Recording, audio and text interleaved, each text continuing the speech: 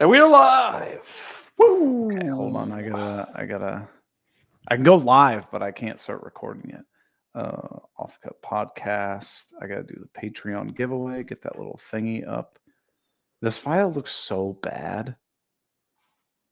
Because it's just the giveaway file. It's just like a giant CSV dump from Patreon. Oh yeah.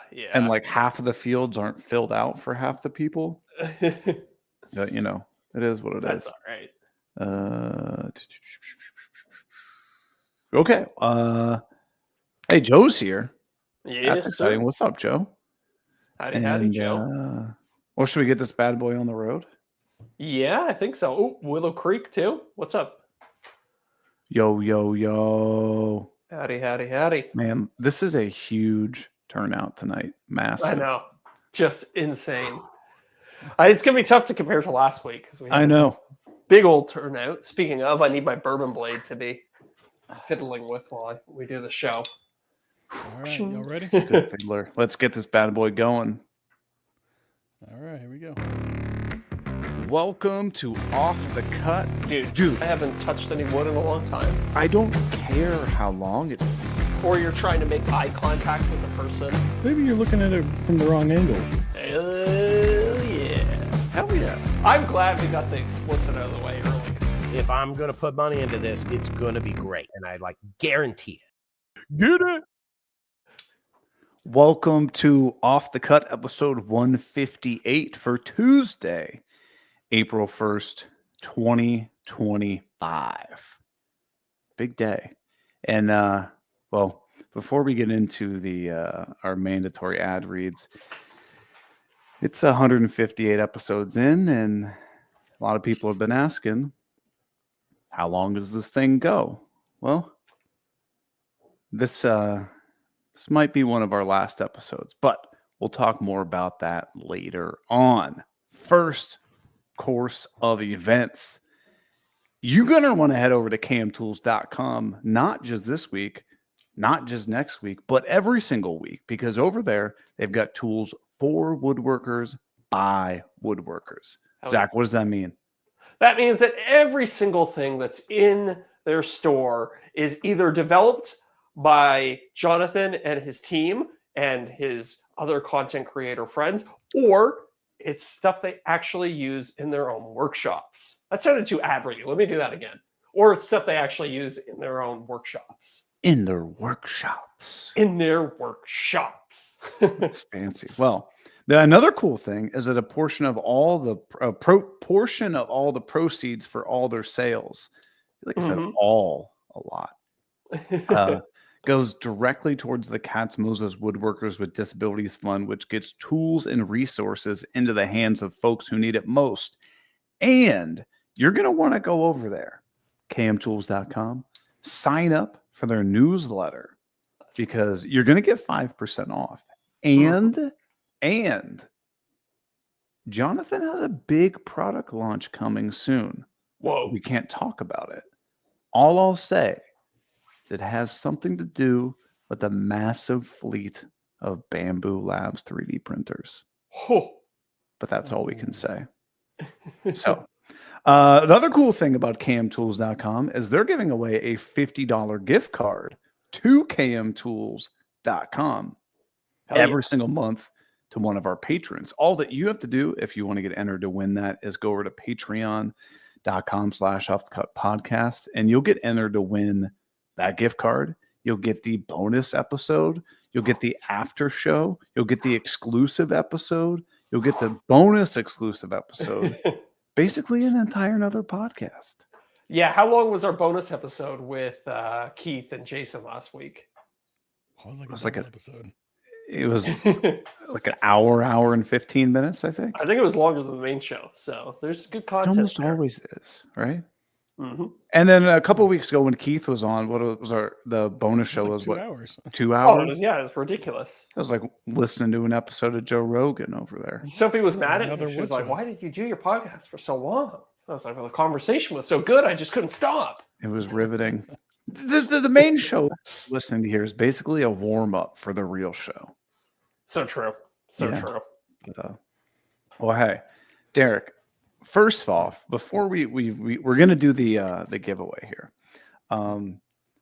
First off, I'm not gonna say I got 1,000 messages. I got about 7 messages from people this week that were like, that intro that you did was incredible. And I was like, here's the thing.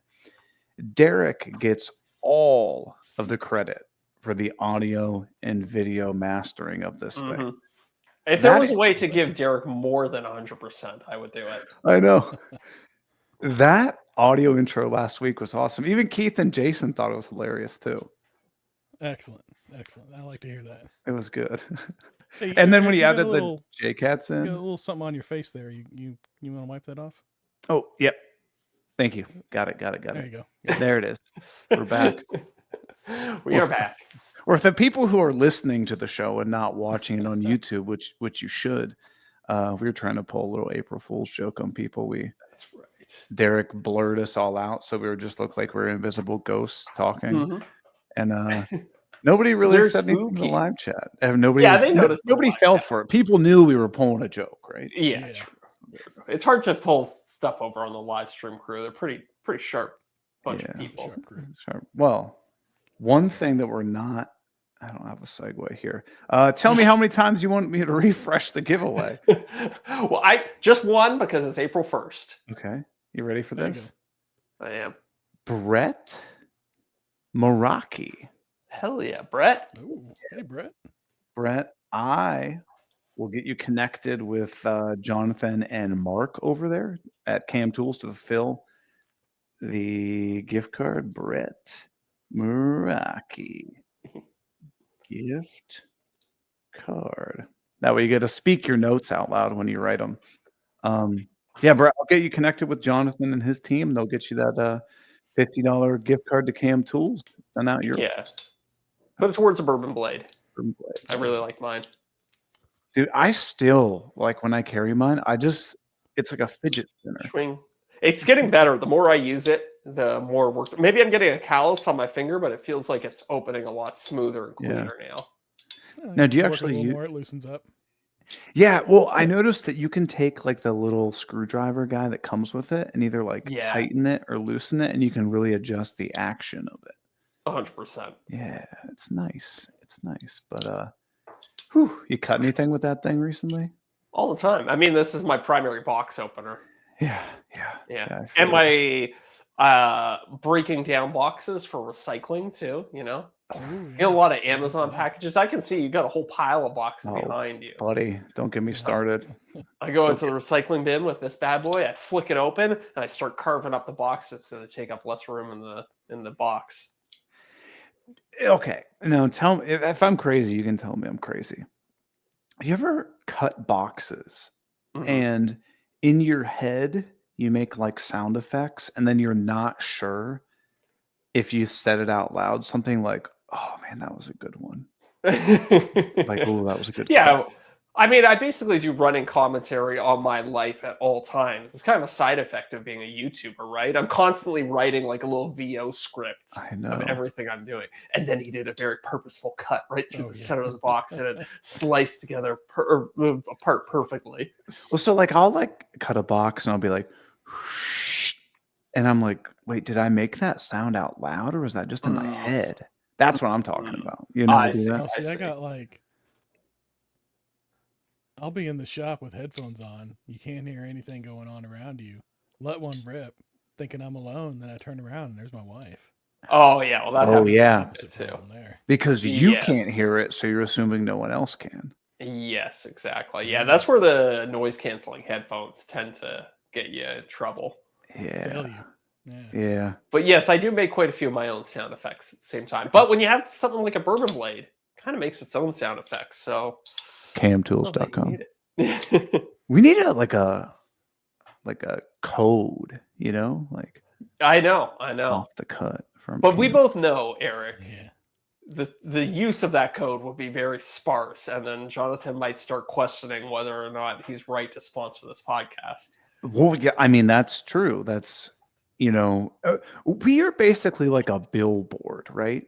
Yes. And the fact that you put a billboard up on the side of the highway, no one actually knows if the money you spent on that billboard was effective use of advertising. Just like Jonathan has no idea if this podcast is an effective use of advertising. Isn't that the craziest thing about being a content creator? Like, okay, so every agency in the world's like, well, I know how I can track it. I can give Eric a code that says Eric 10 and that gives 10% off. It's like, yeah, that will work for some sales, but we know the conversion rate on those codes is like absolutely fractions of 1%.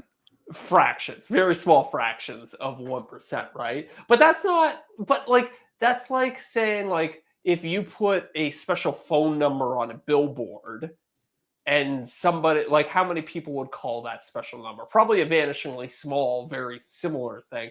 But you're trying to, our job is to kind of carve out that mind share, right? So next time you're thinking of a woodworking tool company to get your tools from, you think KM Tools, and you don't even think of who sent you from, right? Who sent you there?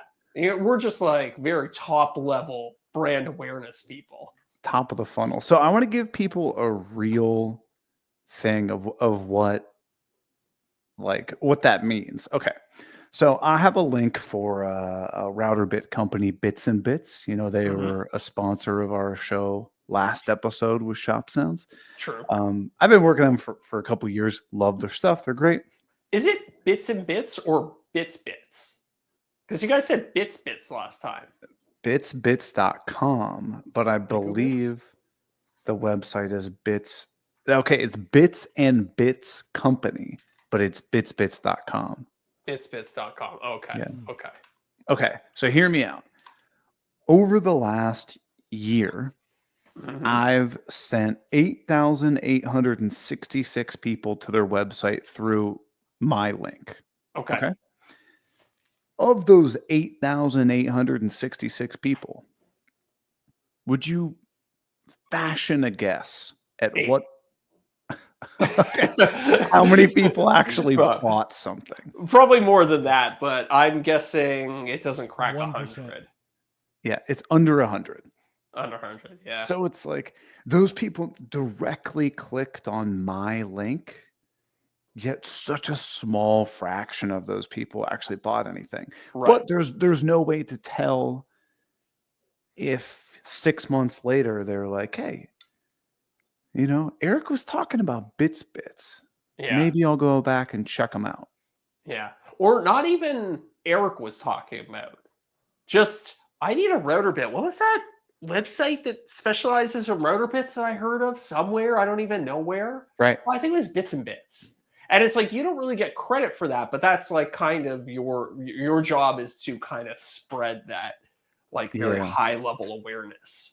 That's why I mean, when you first get started in the whole like social media game, you know, Starbond CA Glue will be the first person that approaches you and is like, hey, do you want an affiliate code? And you're thinking, oh man, I got a lot of followers. Like if everybody bought one bottle of CA Glue, okay, I can see what that adds up. I could be rich. Yeah, no one cares. Yeah. No one's clicking on that. Yeah. And like sometimes you do hit, you know, I don't know, like I'm sure I've had something that converted pretty well. And I was like, oh, you know, like I made a couple bucks off my affiliate, but it's not, it's never going to be like the main thrust is like those direct conversions. And I think some companies understand that and other ones are all about like, all they care about is how many conversions you got from your ad. Well, I think it's a lot more difficult to put an ROI on general brand awareness. 100%. Yeah. Very hard. But that's why, like, you know, all the biggest companies advertise. Like, do you think Coca-Cola cares about like the measuring the ROI? No. Like they just want to be top of mind next time you need a refreshing beverage. So they're just constantly spending money. I mean, look at like you go to, you go to the anywhere, any sporting center, whatever. Coke everywhere. Just plastered all over the place. Movie theater. Before you go see a movie at a movie theater, you'll probably watch like 6 Coca-Cola ads before the movie starts Dancing playing. Raisinets. Yeah. Dancing Raisinets, right? Like, but what's the ROI on the Dancing Raisinets? It's like, well, I don't know, but Coke is the #1 drink in the world. Hey, you know who's getting passive product placement now, and I genuinely want to talk about them? Who? Bamboo Labs. Oh yeah, you see the new printer in the Yeah. background. We Yeah. touched on it a little bit That's Okay, last a week. good okay. boy. So you've had it for what, like you've had it for like a month or so, month or two? No, not that long. 3 weeks maybe. Okay, okay. Yeah. What's the so for everybody who doesn't know, Yeah. give them the this is not sponsored by Bamboo. We No. all, the three of us, use Bamboo stuff. We love it. And I Mhm. want to know about the new printer. So tell me about it. I mean, high level, I think that the coolest thing you can say about it is that it's a laser cutter and it's a printer at the same time. And also vinyl cutter. and a vinyl cutter as well too, and a laser engraver and all the different things. So, I mean, I guess to go back to marketing speak is Bamboo's trying to push this as a manufacturing hub. I'm doing air quotes for everybody just listening. Sure. But I mean, I'm working on a project with it now. I'm going to print a part, then I'm going to cut some leather that I'm then going to bond to the part that I printed, and then I'm going to print another part. I'm going to put a wood piece in it, and the wood piece I'm cutting on the laser, and then I'm also going to switch the laser to lower power setting and then engrave the wood piece with some like custom graphics on it. So it's like that's all going to happen inside one machine, which is pretty crazy. That's Are you pretty making a nuts. slingshot? What's that? So are you making a slingshot? Sounds like a slingshot. No. That would be pretty cool, though. I could probably make a slingshot with one of these things. You reckon your first run into the adult toy industry? Yeah. So the other big thing about this one is that it's got dual heads, so you can print different materials at the same time. Without having to like purge filament and reload it and stuff like that. Yeah. So I just completed a print behind me where I did support interface and regular PLA at the same time. Doing it on my X1 Carbon would have taken 4 hours, but doing it on the H2D, the new Bamboo printer, it did it in 2 hours because there were 66 filament changes that would have had to have happened on the X1 Carbon. But the H2D was able to do it without ever purging and switching filaments. You just switch between two different nozzles. Yeah, so it's in some scenarios it can be a huge time saver. And then you can also print. Another thing in this project that I'm working on is I'm going to have a hard piece, but then I'm also going to print soft TPU directly onto it. It'll just bond right to it. Huh. Yeah, That's it's nuts. I'm curious, and Mhm. I mean, I'm sure it doesn't do this, but do you see a way that maybe they could use the printer with the laser? Well, you got to swap out the laser, don't you? It's not on there with. Yeah. So here I Yeah. got the laser here. It's a module that like clips on, if I'm not mistaken, Zach, right? Yeah, exactly. So it just clicks. It clicks right on. There's a little plastic cover that covers the extruder. You pop that plastic cover off. This slots into position. You connect this cable. You plug a hose in here, and then you press down this lever. So it's like a 30-second changeover.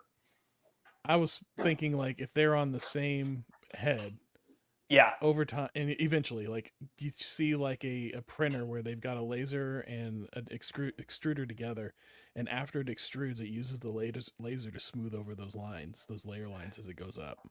That would be pretty. Yeah, that'd be pretty cool. You couldn't do that with the H2D. At least I don't think you No. could.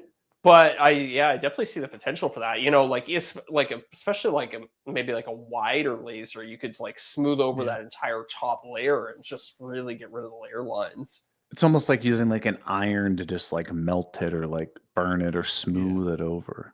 Yeah, I don't know if you guys have messed around with the iron setting on your X1 Carbons, but it's pretty cool. It'll like take the hot tip and pass it over the top surfaces on prints and melt the top layer just a little bit to make it smoother. Interesting. I use it a it's pretty couple cool. times. It does an all right job as long as it's the same color. Like if you have multiple colors mixed together, it doesn't work great. I don't think. Yeah. I would say it improves. Like it's still not perfect. It's still a 3D printed part, but it's still like I don't know, 50% better than not doing the ironing. Yeah. Speaking of that, I got to check the progress of one of my prints. I got to open up Bamboo Studio right now. Oh, whoa. Do you finally move your printers into a different room? They're in the closet. Like a Oh, I little see. closet there, Usually but they're right behind you. I noticed they've just been replacing some boxes. they're not on So. the floor. Yeah. How Well, many do you have, Eric? Do you have 2? I got 2, Okay. and I'm considering getting another one. Yeah. So So another cool thing, sorry to no, interrupt good. you, is the new AMS system. Yeah. The AMS 2 Pro, they call it. I don't know why they call it 2 Pro because I don't think there's an AMS 2, but it's got a dryer built into it. So I'm thinking I want to get some more of these AMS 2 Pros and hook them up to my X1 carbons. Is They're it not much more expensive. No, No, yeah, they're no. not much more expensive. Is it true that it's not able to dry and print at the same time? That is true. The annoying thing about it is you have to unload the filament before you engage the drying setting. Interesting. I don't know why. Maybe it rotates the filament as you dry it. When I ran it, I didn't see that, but I'm not sure. I'm not sure why they did that. Maybe they just don't want the bit of filament that's loaded into the tube to not be dried. Well, my Hmm. understanding from the video I saw was, yeah, it does rotate it because it's got heating elements on that bottom half of the roll, Yeah. so it does have to rotate it around to get to those Okay. other elements. I ran an 8-hour drying cycle, but I kind of left the room. I wasn't watching it too closely, so it is possible that it was rotating, and I just wasn't paying attention. Maybe So- maybe it detects the moisture, and if there isn't enough moisture, it doesn't rotate. Maybe, Like yeah. It definitely does have a sensor in it that tells you exactly what the humidity in the box is currently. So my only concern would be like if you're running this machine, a lot, right? You would never be able to utilize the drying, but it's also unrealistic to think that you're running the machine 24/7, right? Yeah, I think it's kind of one of those things where it's like, before you go to sleep one night, you pull out all your filaments, you flip the dryer setting on it, you come back in the morning, you put them all in, you're good to go, kind of. Yeah. Because right now I have a filament dryer, but it's just a single spool, so it doesn't hold a whole lot. Yes, yeah. It's kind of a And bummer. you probably can't see it on the video stream, but I actually have 2 AMSs now. So there's 5 filament rolls up on top of my H2D. So there's one that's actually a separate secondary AMS that's specifically for high temperature stuff. Yeah. Conceivably, I could kind of rotate one filament into that one and use that one dedicated just for drying. So whenever it's printing 2 different colors or 2 different filaments, can it pull 2 different filaments from the AMS, or do you have to have a separate? You have to, yeah. Unfortunately, you have to have a separate AMS. Although that makes sense. I might need to play around. I'm pretty sure that's the way it works. I might need to play around with it a little bit more. But if you had 2, like 4-spool AMSs, you could run one of those to each nozzle, right? So you could have 8, but you could switch between 4 different filaments on one nozzle. Interesting. Yeah. I'm very curious about this because I might end up buying one, or at least another printer or 2. Yeah. Or 3. I'm definitely considering getting rid of one of my X1 carbons because there's not really any point in having one now that I have the H2D. Well, hey, if you want to get rid of it, True. I'll take it. Although shipping that would be a nightmare. It'd probably be easier for me to just buy one than to try to probably pack it up and ship it. But yeah, the reason I'm interested in it is because you know how I said I launched my first product on the YouTube video, right? It was like the sustainer slide thingies. Well, I saw another one that you launched as a community post, which we can get to. Yes. So I did the sustainer slides, got some really good feedback about that. And then one of the things I've been working on was for that Craig concealed hinge jig thing. Do I have one? Oh, here it is. So it's this. It's like this little hinge cup that goes on the here's the original one. This is the original Craig concealed hinge jig. So you chuck up your drill to that bit, and the little 35 millimeter bit comes down there and it clears out the hole. The problem is it gets just absolutely loaded with chips. And like with a 35 millimeter bit, like you're making big chips with that, right? It's not sawdust, it's monstrous chips. So I designed this replacement for it that just slides right in, and then you connect your dust collection hose to it, put it on the website, and I was like, yeah, okay, whatever. I'll just do a little community post about it. Well, good problem to have. It's way outblown my expectations, and like I'm like, I don't know if I have enough machines to keep up with this. Uh-oh, Zach. Is Zach on mute? Did he bump your mute thing? Am I fixed? There, no, you're good. You're good. Okay, sorry about that. That's my bad. I saw a lot of people asking whether or not you were going to sell the STL file as well as the actual physical part. That's what I wanted to get to. So, Yeah. I put the file out or put the thing out. People are buying it. Awesome. Thank you for the support. I really appreciate it. But I can only print 9 and one printer at a time. Okay. And it takes 13 hours. So I can only make 18 a day on one printer. And I have 2 printers, which means I can only make 36 a day. And that's if I'm literally running it 24/7. All the time. Yeah.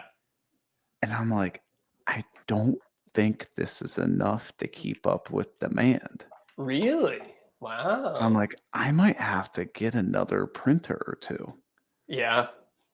So I already started talking to Keith. I was like, dude, what do you use to print out your labels? Like, just send me a link. I'm going to buy it immediately. So now I got like a thermal printer that prints out labels and stuff.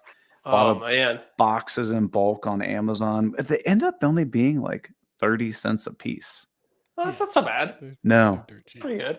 And but I got a system down that's so fast and efficient and easy for me. And like, I kind of don't mind it. Where like, I was working on a script and I'm like, oh my God, I just need a little break. And I'm like, okay, I'll just print out some orders real quick and then get back to it. Like, so how are you handling the pickup? Are you doing a thing where one of the services comes to your front door and grabs the boxes, or taking them to the post office? I might do that because that's free if I'm not mistaken, right? I have no idea, to be honest with you. I think if you set it up in advance with like USPS or something like that, they'll do it. But that's like scheduled like a few days out. Like you can't do it like come today. Right. So the post office is on the way to the gym. So for me, it's easy the past few days to just like throw them in the car, and then when I head to the gym, just pop them in there real quick. But yeah. So then I was like, I got a couple orders come in from like YouTube and Patreon and stuff. So I was like, I'll send it out to my email list. That was my issue. Because my email list is like 15,000 people. Yeah. That was my issue. I mean, again, good problem to have. I mean, yeah, definitely. Hell yeah, man. That's great. Maybe you need to raise the price on it. But I feel like it's a very reasonable price now. It's $22. And it's an upgrade for a product. How much does the Craig jig itself cost? $40, I think. Okay. Something like that. Yeah. You really don't have much room. You can go up on that. Yeah. Yeah, you can't have it cost more than the actual thing itself. No. And that's why I was like, I feel like it's a reasonable thing. But so anyway, getting back to the question that you asked and a lot of other people have been asking was, are you going to be selling the STL file for it? Mm-hmm. So when I put out the Sustainer slide product that I made, the one that, drills, you screw to the side of the cabinet, you can slide in and out like a Sustainer 3, open the lid, put it back, yada, yada, yada. I did the STL file and it sold really, really, really well. Mm-hmm. I would say 96% of the sales were for the STL file, 4% were for the physical file. Oh, okay. And a couple things that I didn't foresee. One, there is a massive spectrum of 3D printing competency. Right. Okay. Meaning that I got to give you a number, I got probably 30 to 40 emails from people looking for, hey, this didn't print right. I think your file's messed up. Yeah. And I tested it and it snapped. Well, Right. you're using the wrong filament and you're not using the infill and the walls that you need, which I Yeah. put in the instructions for it. And Yeah. it's like you've mentioned in the past, it's just people's sheer inability to follow instructions. Yep. Now you could start sending out what they call a .3mf file. I know. Which has a lot of that stuff baked Everything into dialed it. in. Only works if they have a slicer that can read those, but most slicers these days can. You can send out both. Like, hey, here's one to just use, and here's one with my preferred settings. Right. So not only do we have competency of 3D printing, which I totally understand, right? I totally get it.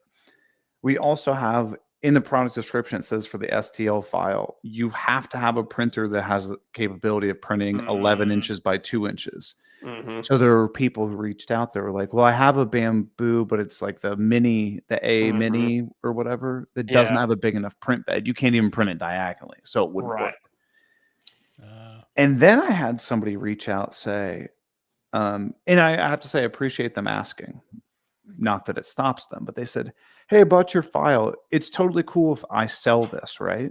And I was like, no, it's for personal use only. So then I got to thinking, I was having a discussion with Mandy about this, and I genuinely am looking for your guys' feedback and just have an open forum of discussion.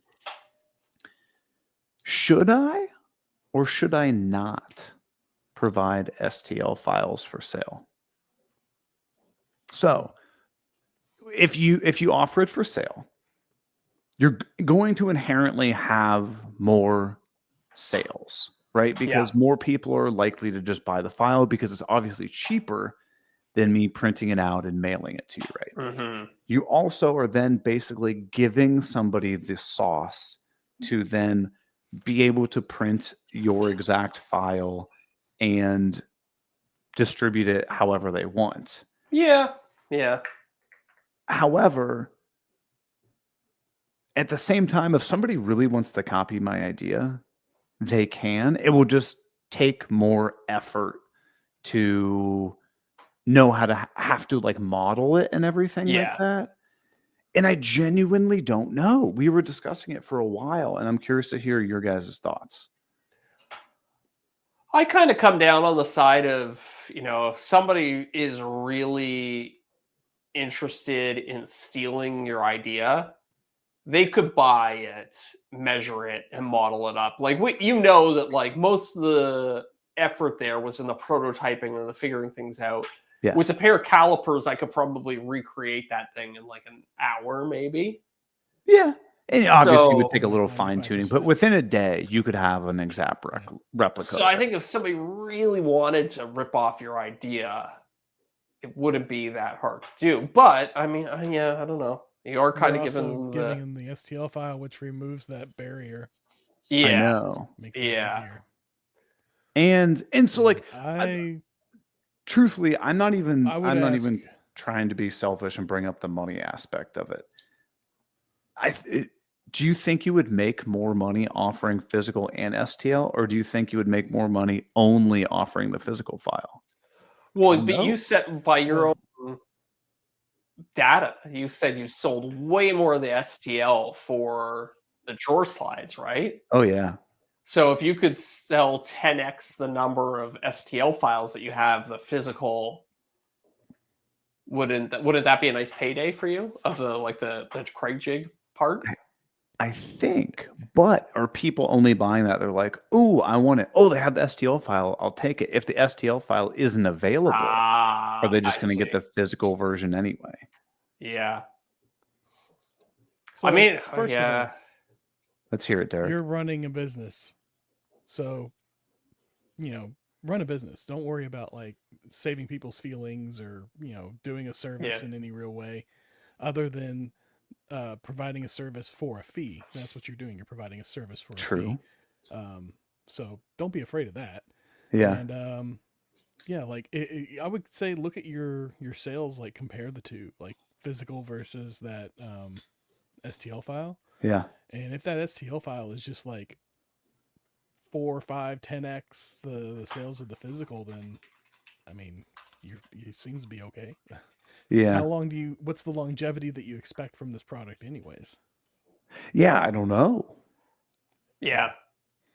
So I would think about that too, because if it's something that you don't expect to be selling in 2, 3 years, or to be a big sale like it is now in 2, 3 years, then yeah, sell the STL file.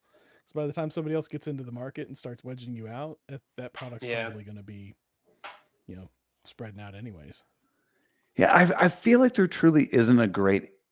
It's not a cut and dry answer. It's like I see No. the pros and cons of both sides. My genuine, like, in my head, it's not the money. It's that, especially with like a product like this one here, like this has to be printed with supports. And if you Yeah. don't print it the right way, it's not going to work. And I don't want to deal with customer service issues about trying to Right. teach people how to 3D print. Do you think the amount of time you would spend answering support emails would be greater than the amount of time you would spend taking packages and printing labels and all that stuff? Because that's kind of the trade-off, right? Physical goods, you have that shipping and handling True. time expense. True. Whereas with digital goods, you have more time spent on support and aftercare. Another experiment you could run is maybe take the STL file down for like a week or two and see if the True. physical goes up. If the physical Yeah. sales start going up, then it might offset it. You might not. That's concerned. interesting. Put the STL file and mark that as like currently unavailable and see if it pushes the physical product more. Yeah. Yeah. That's So interesting. like under Interesting. development or whatever. Yeah.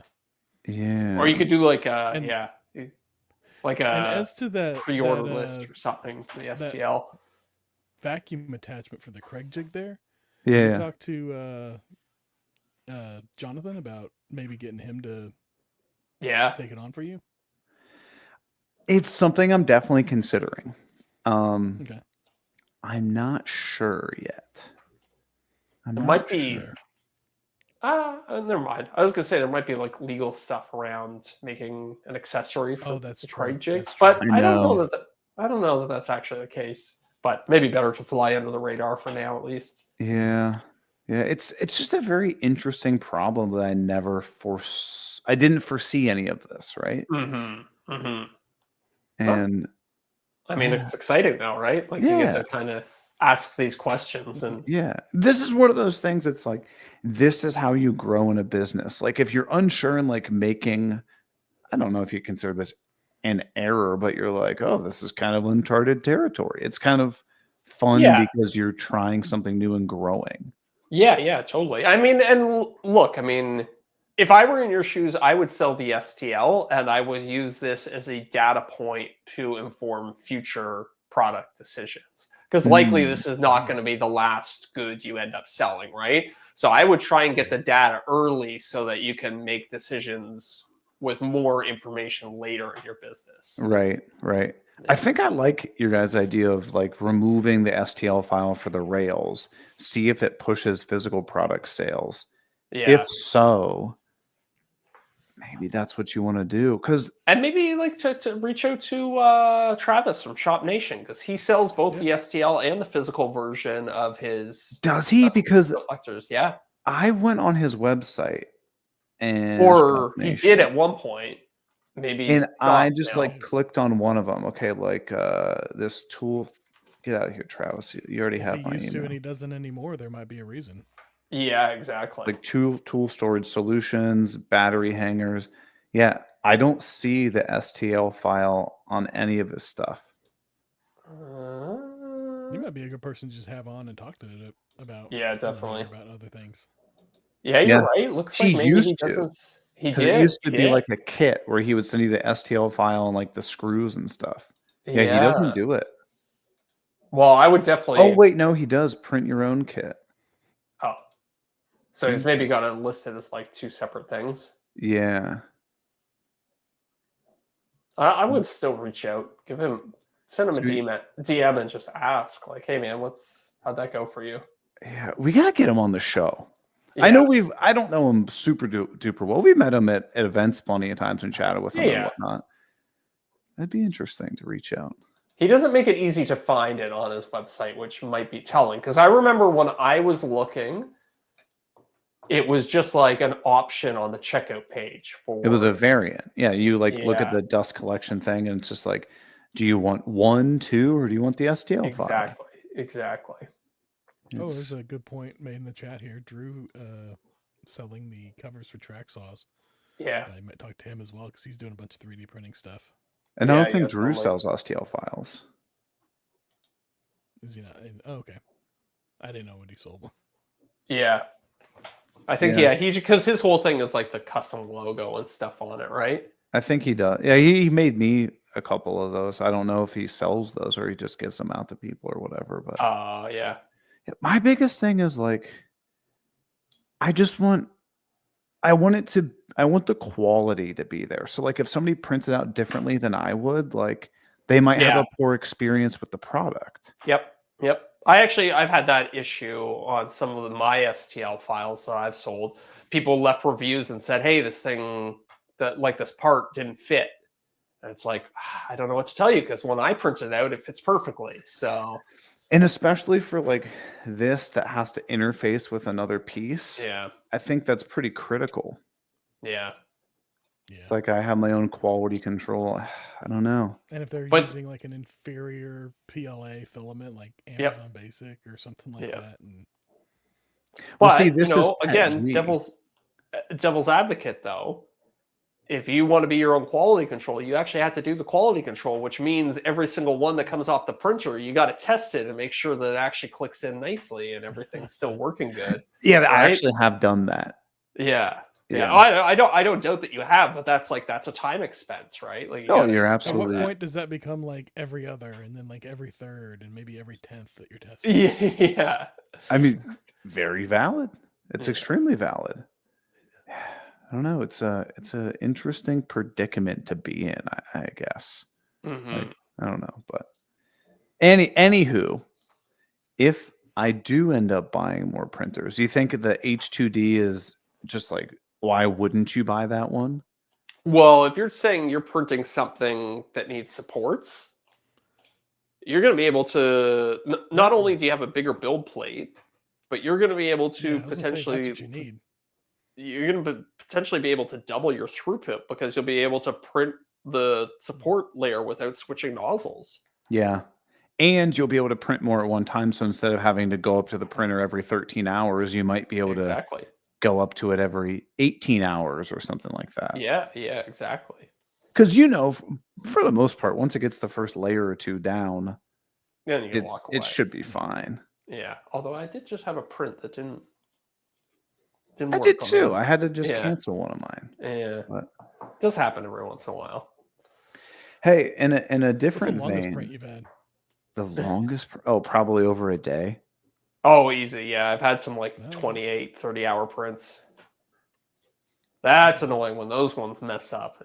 Oh yeah. That's when you that's when you get angry. Well, because you wasted like half or a whole spool of filament. Oh, too. dude, when I was printing my server, I had a couple of them mess up and it was like a kilogram worth of filament. Like, great, there's $30. Yeah. So yeah, it was like 30 hours of my time and $30. Oh, see, that's why I need multiple printers. I know, I right? need more. This had made me kind of think. If you had unlimited money, Mhm. unlimited space, what would your workshop, your office, like what would Mm. your setup look like? Yeah, that's a good question, huh? Yeah. I mean, more space, obviously, and then more delineation between different areas, I think, right? Yeah.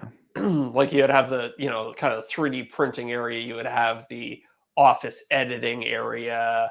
You might have, I'm trying to think, like I might have like a presentation set kind of.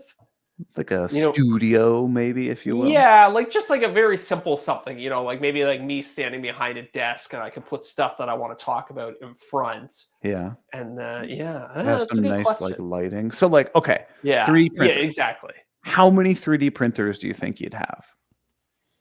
Money's no object. Yeah. I don't know.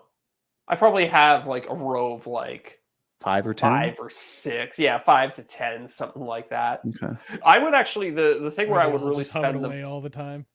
yeah, I think the area where I would really spend the money is having a bunch of different AMSs. Like I'd really like to have one Yeah. 3D printer with 4 AMSs stacked on top of each other so I can switch between 16 different filaments. And have Ooh. backups going. So whenever one goes Exactly, out, because I it have keeps I going. have a bookshelf in my office that's just filled with filaments Yeah, that yeah. are still in box, and it's like I might need them one day. So it'd be really Right. nice to just have those already spooled up and ready to go. And already dried. And already dried, exactly, but just ready to be used. Because you get a new filament out of the box and then it takes what, like 8 hours to dry it or whatever. Yeah, exactly. And then, you dry it, you put it in the AMS, and it's like, oh crap, for this project I'm working on, I actually need to load another filament. So you take it Yeah. out and you put it in a Ziploc bag and you kind of hope it stays dry. But So here we're talking about unlimited funding, unlimited space, unlimited time, and yeah, we're mentally buying things that are on the shelf. You wouldn't go out and build a giant like 4 foot by 4 foot 3D printer that could just like print anything. I mean, yeah, that's a good point. But that's yeah, true. That's a lot of time and a lot of brain power. It's nice to just go to a store, pick something up off the shelf, and set it up, and away you go, right? But I like And what you're that's thinking. true. I like what That's you're true. thinking. I think I I'd just caught have myself with a like a with the big old rack, like Urban Light. several 3D printers. You need a 3D printer space. Mhm. And then each one is going to have several AMSs on it, like loaded with tons of filament. I think I'd basically want to have one that's like black PET G, blue Right. PET G. Like Yeah. each printer is like designated to a filament. So then when one Ooh. runs out, you have like 4 rolls Yes. just hanging out in there. So you'll never run out of filament. Yes, yeah. That's when you can get into like really automating, and like you don't have to be there to replace filament. You can just print a million of your little dust collector things Yeah. and not really have to worry about anything. I would do that. And then I would have, that would be like the 3D printing space. Mm-hmm. For your computer desk area, Mm-hmm. would you just get some ridiculously powerful computer? Like what would you, what kind of specs were we getting? I mean, yeah, you just throw all the Top money line. at it, right? Yeah.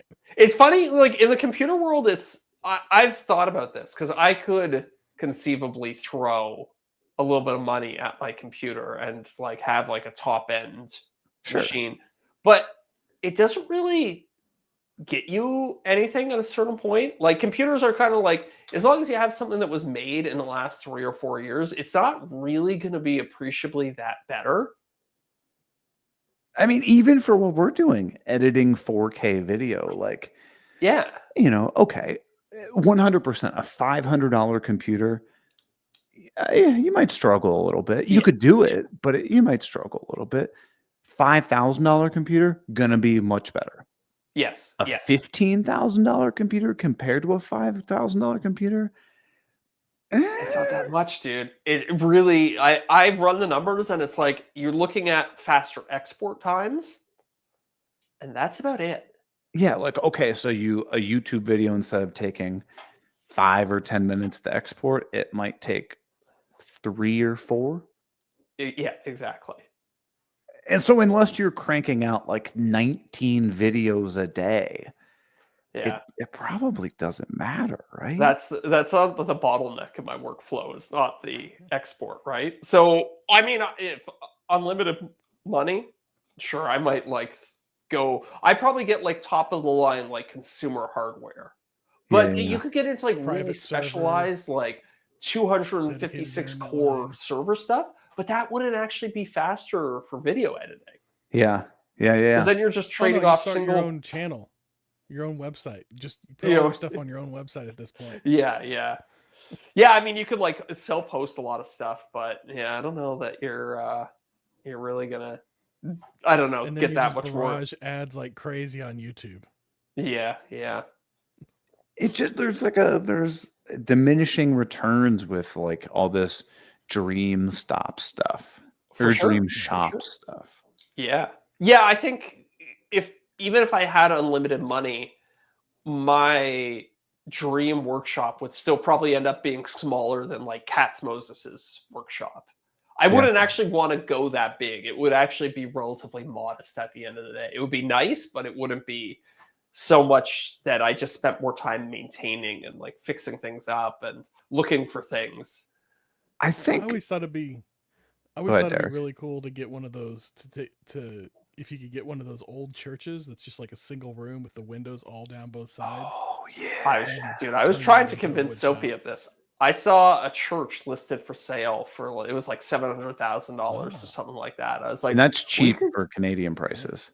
yeah, I Especially in know, and Toronto. it was huge. It was like I can't remember exactly what it was, but it was like 20,000 square feet or something like it. It had like a big, huge basement that already had a workshop set up in it. It had like a big open area. Oh, Yeah, that's Interesting. nice.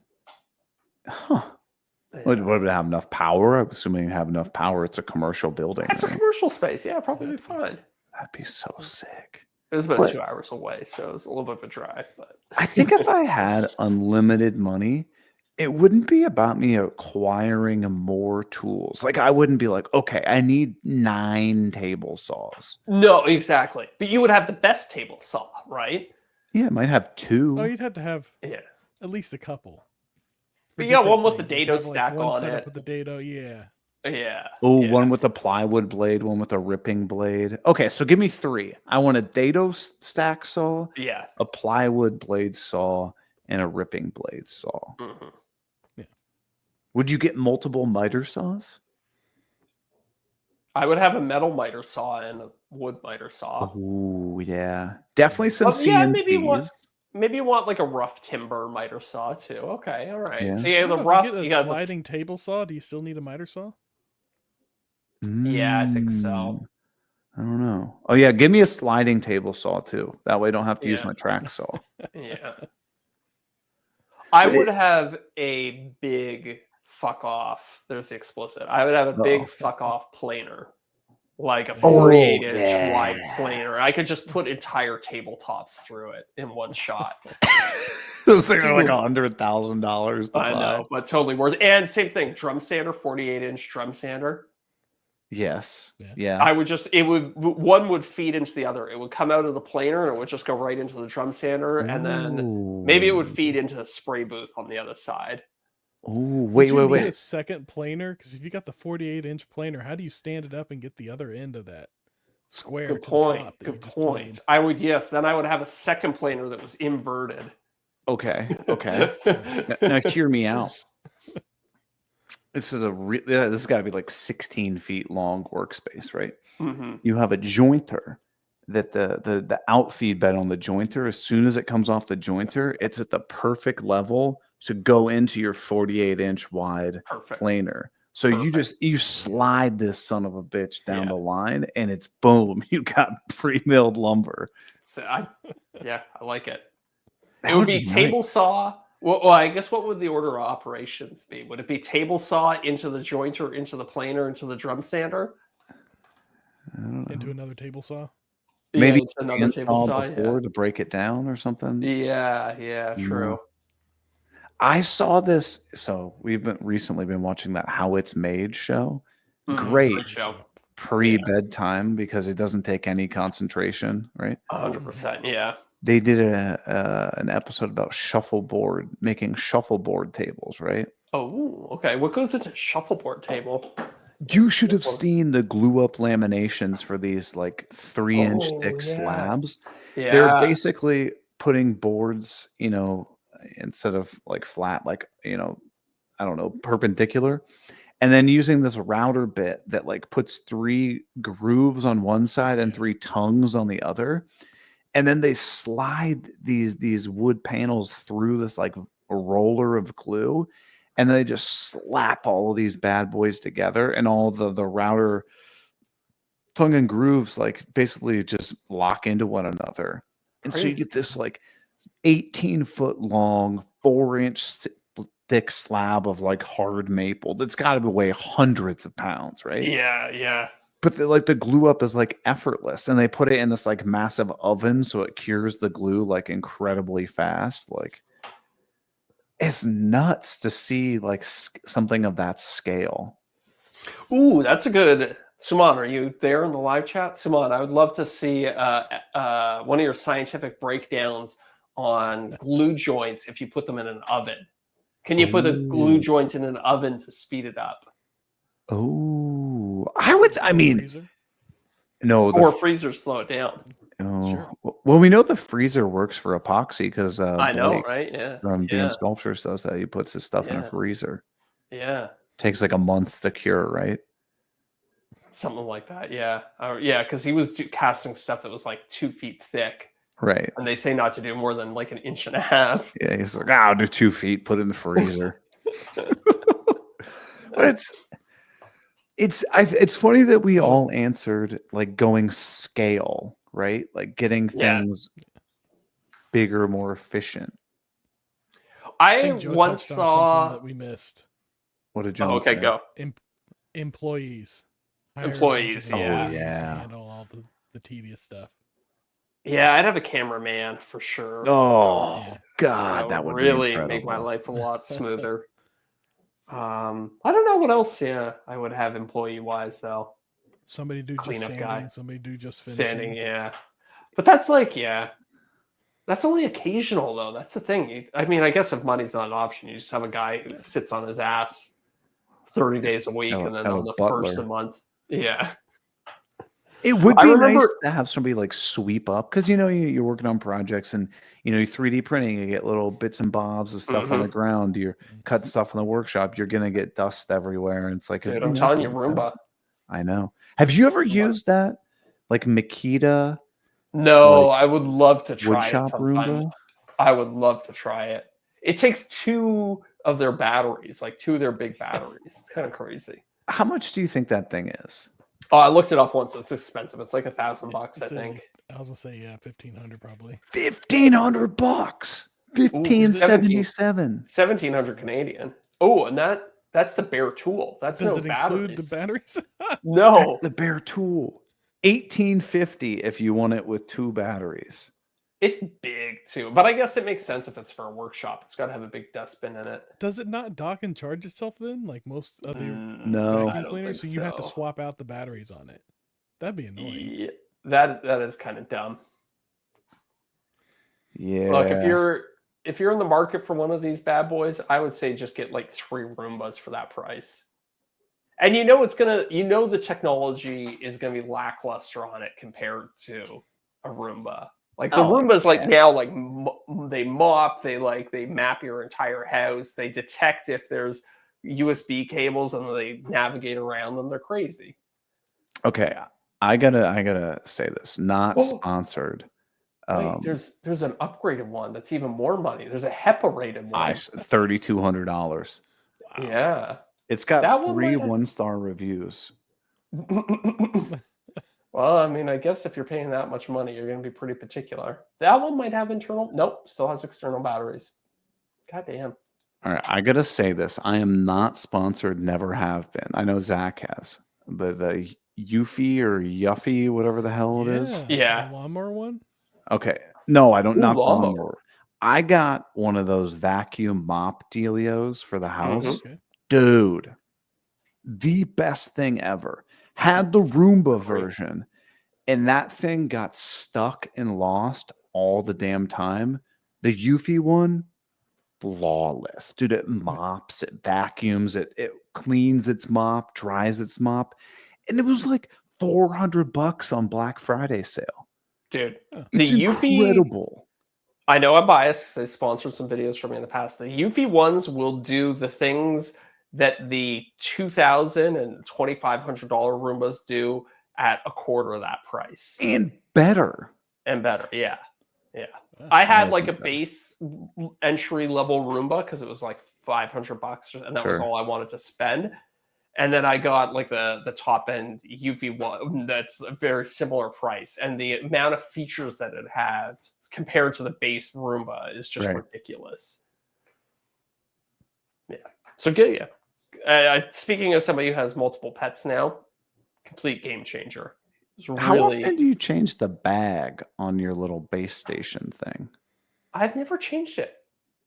You I should check. It's just packed with stuff. It might just be packed full, but the thing is, like, pet hair condenses down pretty good. I know. It packs, especially my cat's hair. Because online it said like, oh, it'll last for 60 days. I've had mine since Christmas time, and I've not changed the bag on it. Yeah, I've definitely had mine for more than 60 days. That's like a worst case scenario, I think. Yeah. It's When do you run impressive. So I run it, and this is a hot topic in our household. Yeah. I run it at 10 a.m. Okay. and sometimes I'm told that's still too early. See, before COVID, it was great because Sophie and I would leave for work in the morning, like you used to do pre-COVID, and I would just run it at 9 a.m. every day, and then I would come home to a spotless house. Yeah. Now I kind of had to be a little strategic about it, so I usually run mine around lunchtime when we're both on lunch. Yeah. It's funny because they always like tout about like you can run it at night while you sleep, and I'm like, no. Mine ran at night. It's too loud. If you were on a different floor, I think you'd be okay. I have one for my ground floor and one for my second floor, and I think I could sleep with the ground floor one going, but I don't do that. But maybe I could. But you got to put it in turbo mode too. Yeah, they have different modes. You can put it in like the silent mode or whatever. It goes a little slower. Yeah. Hey, we got to address something real quick. Did anybody send you a message today? James O'Donnell chimed in on the live chat. Oh, yeah. Anyone send you a message? Corey hit me at like 9 a.m. with one. I was like, not the cool, dude. Peanut butter joke.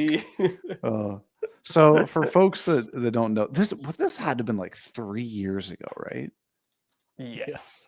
Okay, it was like 3 years ago. It was April Early podcast days. Yeah. I put out an Instagram. This is when people posted stuff on Instagram. Put out an Instagram video, and I was like, hey, Zach, my buddy Zach's doing a huge festival giveaway, Traxol, Domino, yada, yada, yada. All you got to do is send him a DM that says peanut butter. Didn't think really much was going to catch on, but boy, was I wrong, Zach. Oh boy, were you ever. You should have seen my inbox. It was just like, I felt like a celebrity for like one day because it was just like constant notification. Ding, ding, ding, ding, ding, ding, peanut butter, peanut butter, peanut butter, peanut butter. Yeah. It was brutal. And see, like, maybe this is just my old man tendencies, but like today I'm like, I'm not even going to go on Instagram because all these companies are going to be posting the dumbest stuff on there. It's not even funny. It's like, this is stupid. It went from being fun. I feel like April Fool's Day was fun about 10 years ago. Yep. When companies started being like, hey, we can do like silly gag things and like, but now people feel like obligated to do it. I know. They have to. And it's like, if you're operating in that space, it's not going to be good. No. You're basically like just checking a box on a list, and it's trying to be like, look, we're personable too. Go one day out of the year. Exactly. Yeah. Company's got to quit it. I gotta quit. Yeah. Hey, real quick before we head to the after show, while we're on the subject of vacuums, I got a leaf vacuum. It's basically the opposite of a leaf blower. And I was using it before we started the podcast, and it's now quickly become my favorite tool. You can't wait for the fall. I'm psyched for the fall, but also springtime, the snow melts, and you have all those rotting leaves that are left over and nobody wants to touch them because they're horrible. Yeah. I use my leaf vacuum. Just suck them up. It's got a thing in it, like a little turbine that mulches the leaves as it sucks them up. Oh. And then you just have a big bag that you empty into a yard waste bag, and the city comes and takes it away. What brand would we go with? I got the Craftsman one just because I already have a bunch of Yeah, you got the Craftsman stuff batteries. already. Yeah. Nice. Yeah. All right. But Awesome. a bunch of different companies make them. I'm sure they're all probably pretty good. My grandparents used to have one, but I mean, this was in like early 2005, 2006 ish. Hmm. And I remember it just being, if I'm not mistaken, it was a plug-in red Toro brand of that brand Ooh. or yard gear, strikes a bell with you. It was awful. Yeah, my dad's got a bunch of Toro stuff for his Yeah. yard, like Toro hedge clipper and stuff like that. Oh, yeah. It's like, we have hundreds of DeWalt batteries. Why didn't you just get the DeWalt stuff? Right. And he's like, oh, I didn't even think about that. So, but this one doesn't clog. It doesn't suck. Or I mean, it Not does. so far. I mean, I It's not used it bad. today yeah, it sucks quite well, actually. Okay. I used it today for the first time, so maybe ask me again in a couple months, but so far so good. All right. Okay. Huh. Well, hey, we should address something at the end of the show. By the way, if you guys didn't pick up on the joke earlier, it is April Fools. After we just got done talking about how much we hate when people do April Fools. Yeah. We said this is going to be our last episode. It's not. Nah, It's not. we're gonna keep doing it. Next week will be our last episode. So on that note, hey, we want to give a huge shout out to our new Diamond Dog. Be a diamond dog. Okay, diamond dogs, mount up. Let's go. We've got a new Diamond Dog this week. Living Creative. Hell yeah. So huge shout out to our top tier patrons and everybody else, and our other patrons too, who are supporting the show, getting access to everything else. We are going to head over to patreon.com/offthecut-podcast, log in to that, the bonus show. And we'll before we go over there, we're going to have our BYOC, bring your own hangout with our top tier patrons on Tuesday, April 15th, to celebrate everybody paying their taxes on time, hopefully. Hell yeah. There we go. Yeah.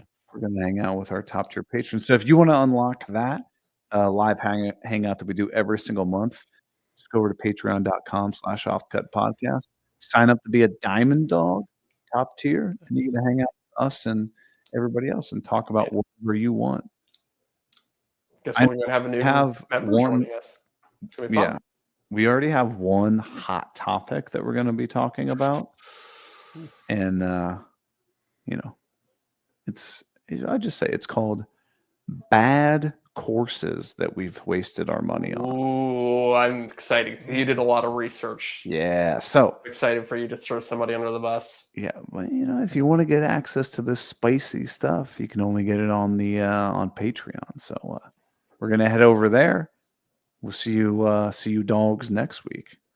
Spoiler alert, it was Scott. It was Scott Walsh. Evergreen Workbench course is terrible.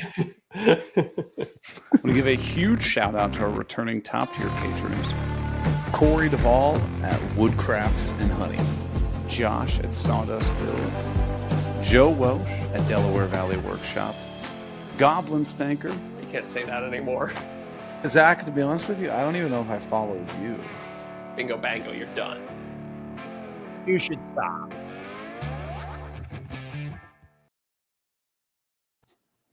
Love the addition of Hey! Jonathan. Because I didn't hit end stream. Wait.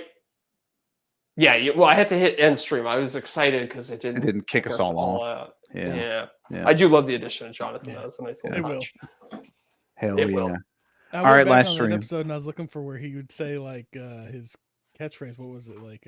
You get it or whatever. Yeah. Hey, I buddy. couldn't find it. Hey, buddy. That's it. Hey, Yeah. buddy. Yeah, he didn't say it on our episode. So I missed Yeah. that. Oh God, you listen to re-listen to an entire episode. That's rough. did. Oh Jesus, Poor bastard. psychopath. Well, hey, live stream. Hey, thanks for hanging out with us as always. We'll catch you guys on the flippity flop. I'm sure we'll see most of you guys over on the after show.